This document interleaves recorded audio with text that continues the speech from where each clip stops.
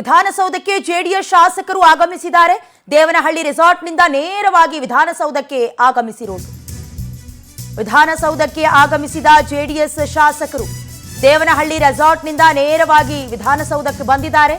Mini ಬಸ್ನಲ್ಲಿ ಬಂದ 15 JDS ಶಾಸಕರು, ಅದರಲ್ಲಿ ಜಿಟಿ ದೇವೇಗೌಡರು ಹಾಗೆ ಹನೂರು ಮಂಜುನಾಥ್ ಹೊರತುಪಡಿಸಿ ರೆಸಾರ್ಟ್ನಿಂದ ಆಗಮಿಸಿದ್ದಾರೆ 15 ಜನ ಜೆಡಿಎಸ್ ಶಾಸಕರು. ಒಂದು ಕಡೆ ಕೈನಾಯಕರು ಬಿಡದಿಯಲ್ಲಿ, ಅದರಲ್ಲೂ ವಂಡರ್ಲಾ ರೆಸಾರ್ಟ್ನಲ್ಲಿ ಯಾವ ರೀತಿ ಚರ್ಚೆ ಮಾಡಿದ್ರೋ ಗೆಲ್ಲಿಸಲೇಬೇಕು ಅಂತ, ಅದೇ ರೀತಿ ಜೆಡಿಎಸ್ನ ನಾಯಕರು ಕೂಡ ದೇವನಹಳ್ಳಿಯ ರೆಸಾರ್ಟ್ನಲ್ಲಿ ಕೆಲ ರಣತಂತ್ರವನ್ನ ರೂಪಿಸಿದ್ರು.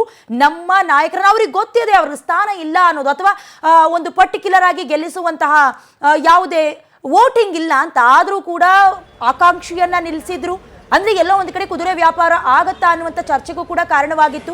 ಜಿಟಿ ದೇವೇಗೌಡರು ಹನೂರು ಮಂಜುನಾಥನ್ನ ಹೊರತುಪಡಿಸಿ 15 ಜನ ಮಿನಿ ಬಸ್ನಲ್ಲಿ ಬಂದಂತಹ ದೃಶ್ಯವನ್ನು ಗಮನಿಸ್ತಾ ಇದ್ರಿ.